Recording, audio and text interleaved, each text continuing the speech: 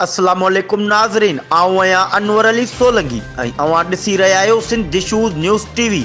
सिंध दिशूज़ news TV bulletin में अवां खे भलीकार ख़बर शामिल कंदासीं। मोरो खां मोरो मुख्तियारकार गुलाम शबीर सातो 1200 बोरी यूरिया भाण जो ट्रालर पकड़ण बाद डबल डील गरी रिश्वत वठी हारियुनि जे हक़नि ते सरेआम धाड़ो हणी ट्रालर आज़ाद करे छॾियो।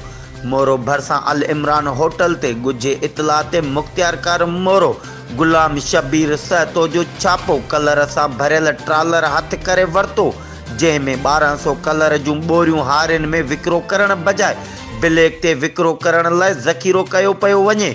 मुख्तियारकार कार्रवाई करण बावजूदि मोरो मुख्तियारकार जे हुक्म ते ट्रालर खे आज़ाद कयो वियो, जॾहिं त ट्रक ड्राइवर ॿुधायो त यूरिया भाण जो ट्रालर मेरापुर वञी रहियो आहे।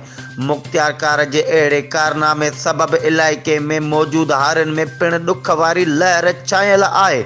हारियुनि जो चवणु आहे त कलर न मिलण सबबि असांजो फसल तबाह थी रहियो आहे, मगर हद जा ऑफिसर कलर ॾियण बजाए ब्लैक ते विकिरो कंदड़ वापारियुनि जी पुठ भराई करे रहिया आहिनि।